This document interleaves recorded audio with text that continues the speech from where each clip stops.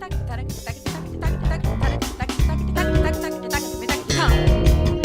the north to the south, to the west, to the east, to the bottom, to the middle, to the top. 7 connections to 7 directions, 7 connections, and we don't stop. From the north to the south, to the west, to the east, to the bottom, to the middle, to the top. 7 connections to 7 directions, 7 connections, and we don't stop, we don't stop. Before we can receive the gifts life gave us, we've got to detect what it is that enslaves us. Some of us are ruled by the things they own, stuck high and dry on the mighty throne. Many of us live. Hello, everyone. My name is Holly Million, and I'm the founder and executive director of Artists United. And I want to welcome you to Artists United Television episode number 1, the very first. And we're so thrilled to be here. I'm going to tell you a little bit about Artists United, and then I'll introduce our very first guest on AUTV. Artists United is a worldwide movement of artists in all disciplines. It's the largest network of artists that the world has ever seen. And at this time, I am pleased to announce for the first time that our membership has now reached 32,000 people. We are in a membership drive, and we're signing up artists in all disciplines. Artists like visual artists, writers, painters, dancers, musicians, graphic designers, animators, filmmakers, all kinds of artists, to be part of what is this first ever worldwide movement. The mission of the organization is to empower individual artists to create excellent art and to unite all artists to create social change. We are 2 years old. We have received our own nonprofit status in the United States, and we are working in 25 different countries. We have chapters in places as far away as China and Senegal and Namibia and even the Netherlands, where our guest is located right now. Our programs range from online education, and Artists United Television is the evolution of our online educational program. The purpose of the show is to feature different members of the Artists United community and to enable them to share their wisdom, knowledge, and resources with the greater membership, and also to put a face on our organization and show the diversity of the artists who are part of this network. In addition to the online educational work that we do through this show, we also do live networking events for artists worldwide. We bring artists together to meet each other, to form friendships, and to begin to collaborate. And we've had networking events in Shanghai, China, in Namibia. We have events all over the United States. Our next event is in October in New Orleans with Preservation Hall. And we would welcome anyone's interest in hosting an event with us.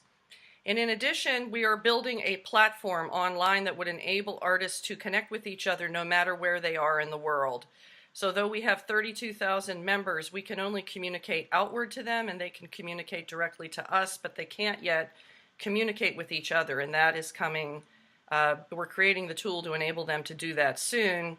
We're developing a prototype platform that will be tested and rolled out at an event we're hosting at the Sundance Film Festival in January 2019. It will be where we unveil the platform prototype. So for more information, visit artistsunited.net. That's artistpluralunited.net. Now, without further ado, I want to introduce our very radiant guest here, my friend Rick Spann, who is in the Netherlands. And Rick, tell us a little bit more about yourself. Why are you here on this show today? Well, I'm here on the show because, Holly, you were so friendly to ask me to be on the show. And I said, yes, I'm very honored to be like the first experiment in this great new thing, like this Artists United television. I don't know if that's exactly what it is, but I'm called the leader of the International Program Committee of Artists United here in Holland. I got to know you, Holly, by Kai Eckhart, who was also like doing great stuff right at the top of Artists United. And Kai thought, well, maybe there would be a connection between the work you do, the work Kai is doing, the work I am doing. The work I'm doing right now is I've been working as an artist for all of my life, doing trying all kind of stuff until I got the feeling that I got into, how do you say that, it got so professional that it didn't work for me anymore, because the professionality I encountered here in Holland was not exactly what felt good for me. That was maybe not the problem of the arts community I was working in. I was an actor, I did some dancing, I did composing, mostly music. I'm a musicologist. But I always had this hunch, this is not exactly what I want to be doing. So the second part of my life, last 10 years, I use art. I call myself something like an applied musicologist, which means I take all the ideas I gathered in my life as a visual artist. I did some exhibitions at some places and met many artists from different disciplines. And I just had the idea there's something in there in this, what creativity really is in practical life, not in the books on creativity, but what's really happening in the artist's life, in how people are feeling, how sensing, how they are, how they communicate with each other. And then I saw, well, another part of life, which is about business, organizations, healthcare, education, all kinds of places where people are, yeah, struggling with how to deal with the stuff that's going on in the world. And then I started to read about that kind of things, and I got connected with like a business school in Holland called Nijenrode Business University, and other places, and one led to another. And now last year I worked at Fielding Graduate University in Santa Barbara, and I'm involved in something called human and organizational development, leadership, innovation, that kind of thing. What is very, very intriguing is that, well, as far as I can see it from my perspective, the world in itself needs creativity very, very, very hardly, very, very deeply also. The essence of it. How do we really connect? How do we really zoom out and see what is a bigger purpose? How do we engage others to be like crafts people again, instead of like pawns on a chessboard that was happening from like scientific management and all kind of stuff, how organizations got to be working. They call that the VUCA world. I don't know if you heard about that. VUCA is an American word, and it means volatile, uncertain, complex, and ambiguous. That sounds like my life. Yeah, it's my life too. I'm very glad that people came up with a term to describe it. Yeah. So it's somehow chaotic in a way. For me, it was always like that because, yeah, as you say, that's our life. For many people in organizations, it's not their life because they meant to work in a way that is strictly planned and organized and stuff. And people sense something's not working here. So all over the world, people are trying to figure out what might be new ways of looking at how do we do these things. And yeah, well, people are really struggling all over the place, like in politics, in all kind of multinational stuff. I don't have like a prejudice against corporations or something. I think they're only people, and people work in all kinds of networks, and at every angle, in every place, people are working with hard at the right place that need to connect and need to know what are the right tools, the right perspectives that we need. So this might be what I'm really, from my heart, trying to do. There's a lot of need for real creativity and real solutions, new perspectives. And at the other hand, when you say there's just great, it's what do you say, 32,000 people already? Yes. With Art United. That's right. Well, of course, it's great that we all help each other out in our own lives, professionally and artistically. But it also might be great to realize that there's a huge amount of knowledge and inspiration and experiences that other people might need. Even the people that we might not think need creativity, but also people who are living like in isolation, or as I'm saying this, I think that the artists I'm talking to will certainly acknowledge that everyone needs creativity. This is a story I often have to tell to people who are not used to that. Mm-hmm.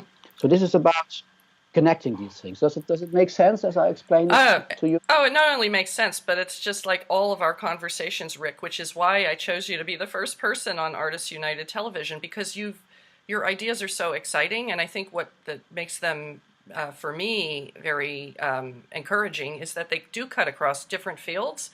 So as you're talking and you're saying, oh, there's a lot of chaos out there, I'm definitely aware of that. I'm very sensitive to that. It feels like we're in a time of increased chaos. It's probably because things are changing and we're looking for new ways and we're shifting things. But the feeling I get is politics. You mentioned politicians and business people and artists. And those are just three groups, right, in society. But my sense at the moment is that those groups are continuing to work in isolation. They haven't yet figured out that they have to cooperate. Are you one of those people that's helping to make the connections, help us to collaborate? Are you able to help, for example, Artists United artists connect with politicians and business people? Yeah, I don't know if I can help people to do that, Or but what I think the idea that I have, and also my experience, because I'm one of the things I did. I'm a co-founder of something which is called in Dutch de Goudse School. This sounds terrible. all Okay, Dutch, school. all, What is oh, going on the road? oh my It's a school, the school of from Gouda. Gouda is this place where people buy cheese and stuff, eat cheese, and do other things except eating buying cheese. Um, but it's a platform for, we call it free thinkers on organizational issues uh, at the crossroads of technology, spirituality, science, and art. So is already talking about what's happening at the crossroads. One thing I'm sometimes using in my, I lecture on these kind of things. One term that I came up with and I use sometimes, which might be interesting to offer, is called unblocking. And what that means for me, for instance, sometimes I do a lecture for education, primary schools, and they have to learn something. They have to cooperate with the inspection, where people are trying to inspect if they're doing their right wrong, that they will work okay. And what you sense is it's like this dichotomy. It's like we are these people and these are those people and we are against them because, and then people focus on the dichotomy, on the polarization. yes. And what we see, what is very, very cutting edge right now in my field of research around human and organizational development, is something called transcending polarized narratives, which I also saw in this great Imagine movie from Kai, which everyone should check that. We should get people. It's on our YouTube feed. We'll Oh, put the URL into the video so you can check it that's, out. that's that's really great because that's why I loved the video from the start, because at the beginning this is about this thing of not looking from what is a block of people. I call that a block. Like we got with CK block, not block. So if I think about politics, it's not politics. There's just people, and that's all. If you are talking to one person, one individual that might also be a politician, it's not interested it's not about he or she isn't a politician, so I don't like politicians, or I like politicians. No, who are you? What's your story? And how do you see your contribution to the world from your perspective? And then suddenly you find when only by asking that question and perceiving people like that, they open up in a totally different way. And suddenly you start talking with one person from a political party and someone's from some business thing and an artist, but they're just called Hank and Jeanette and Susan. It's just people. And then something great happens when you start talking and you zoom out and you think, what is the common purpose that we have, which obviously is creating better social worlds for us and for our kids, and for the kids of our kids and generations going on and on and on. Then you think, wow, it is great that we have people from different blocks, because that's people from different angles, working in power structures that somehow are helpful. Power structures are not always bad. Sometimes they're helpful because then you can influence other people. And then you see, okay, wow, you're looking at from the political point of view, you're looking from that point of view. Okay, hey, that's interesting. How do you look at this from an artistic perspective? People ask the artist. And then I might ask, but what's happening from a business perspective? And then we have a dialogue, and at the crossroads of that, something is emerging. It was not yet there, it wasn't planned, something is emerging. My main focus in my research is on improvisation by the jazz metaphor. This book, I'm going to show this book. Yes, please, hold that up. Hold it up a little higher. Yes, to the mess. Oh, God, yes. That sounds like fun. And the other one, the other one is called Hold it lower. Yeah, good work. Now, who are the authors, just so I can make a note? Yes, Mess is from Frank Barrett. Frank Barrett, I have the honor to work with Frank Barrett. He is a guy I'm working with at Fielding Graduate. He's working on like organizational improvisation. He was one of the founders of appreciative inquiry. We work on social constructionism, things like that. And it's right now I wrote some articles in Holland about it, and I'm using the book to teach the principles of the book by using guitar. I'm mainly a guitar player. And the other one, Good Work, is by Csikszentmihalyi and Gardner and Damon. It's about flow. It's about ethics, excellence, and engagement. They call it like that. Ethics is zoom out and see what is the work that we want to do from our heart for sustainability. Engagement, how do we engage other people instead of telling people what to do and be obedient and stuff like that. And excellence is about what is good work. And I'm so convinced that everyone in all these angles has ideas on that. How can we contribute from all these different perspectives to setting these, to take steps into a better world? So this, what I call unblocking, is just a word, but it works sometimes, in my experience, for people in workshops and lectures, because they have this one word and then they ask a question: where would unblocking work for you in your environment? And it's not even about I'm offering this word, but people are starting to inquire into this world, looking at their own situation. I'm just going to step in here and say that's such a brilliant idea and concept, and I love the fact that you're connecting people and giving them a way to just avoid the polarity, because really the future is about collaboration, and that's what Artists United is all about. And you asked the question, how could unblocking work for me? So I want all the people who are watching this video to think about that. How could unblocking work for you in your own life? Is there a way that technique could transform some situation where you're finding yourself coming into conflict, or you're looking to work with somebody who's very different from you? So I love the way that you said that. How could unblocking work for me? So I'm going to take that. I'm going to take that with me today, Rick. Can I offer one thought on that? Yes, please. What is happening a lot is we are used normally. Don't want to generalize, but that's what research and my experience tells me. If you're confronted with someone from another perspective that you somehow perceived as an enemy, then the first reaction is the habitual response. The habit that you have is, oh no, and you have a bias, prejudice against that. And quite often these patterns are so deep ingrained that they are not conscious. So the idea is to be aware of that and see that it might be so that you think you have an open mind for other people, but somehow people told you, politicians suck, and they told it so often to creative artists that it's very hard to see the human being at the other side of the table instead of the politician. And one thing I want to say, it's quite normal that you have this bias, so don't judge yourself on that, but be aware of it. Because when it happens, you might have to take a proactive step towards telling yourself, I'm going to build a new pattern, which is about I'm open to people from whatever area that are here, you know.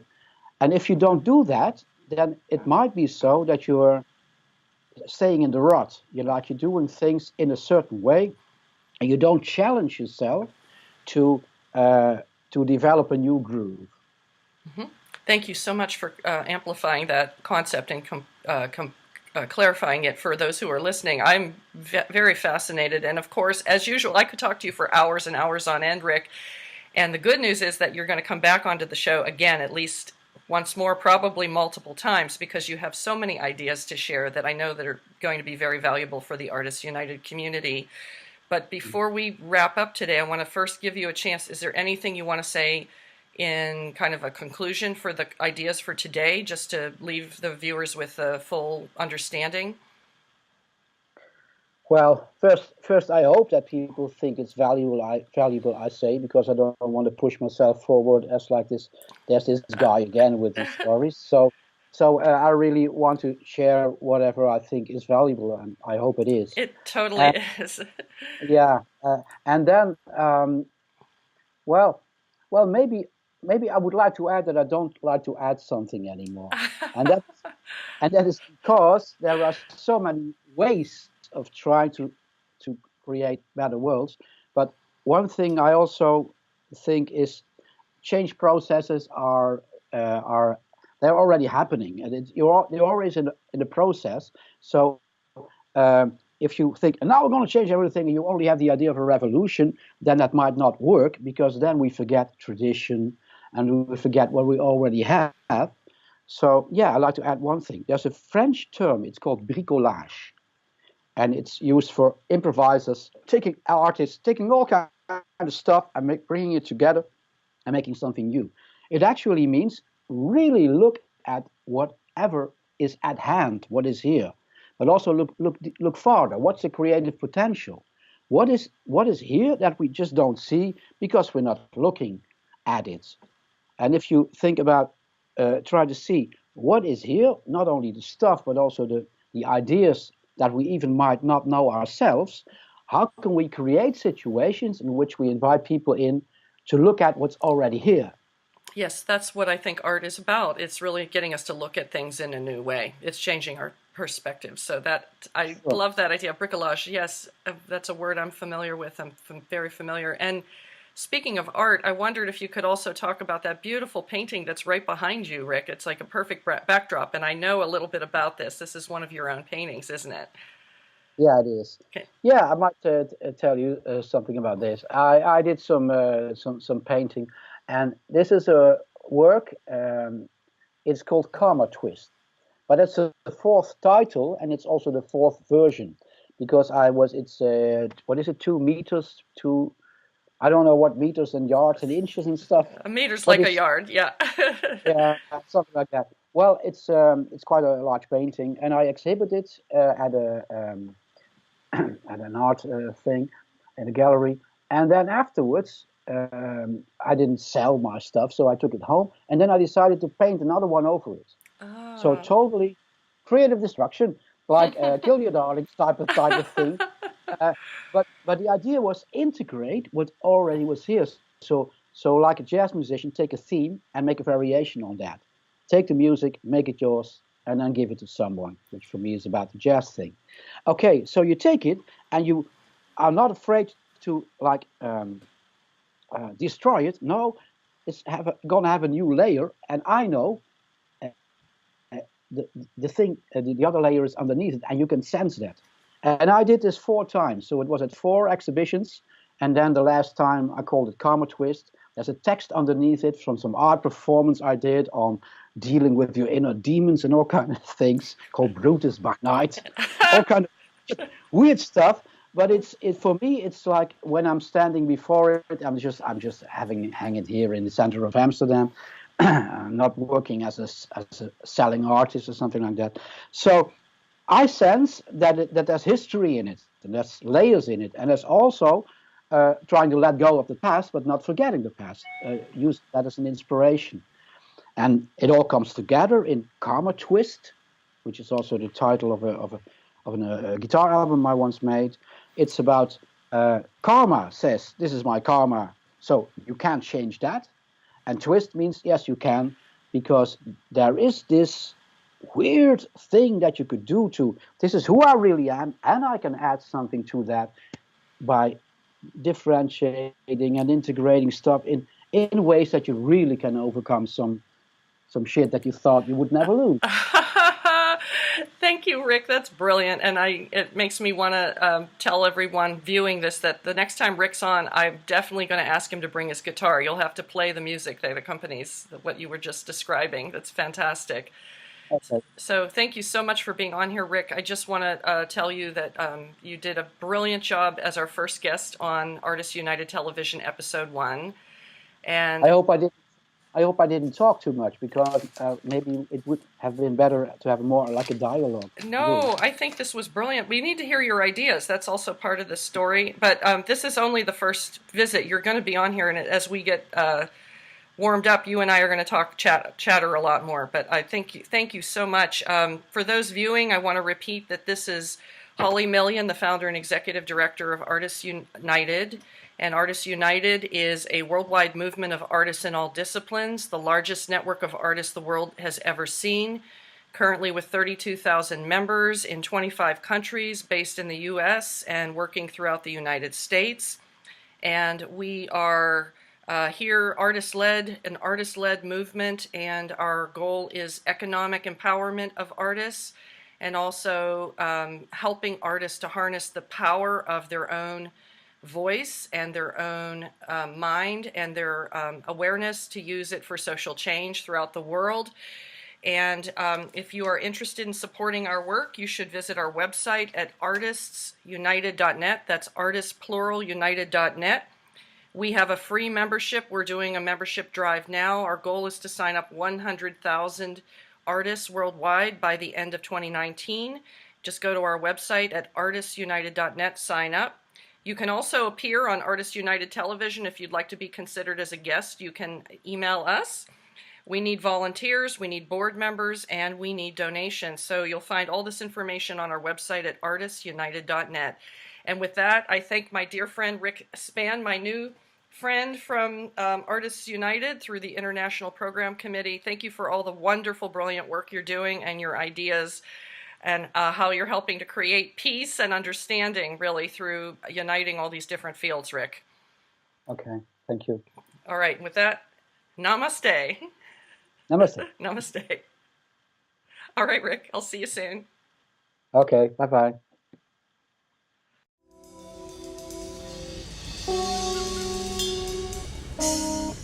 Tak tak tak tak tak tak tak tak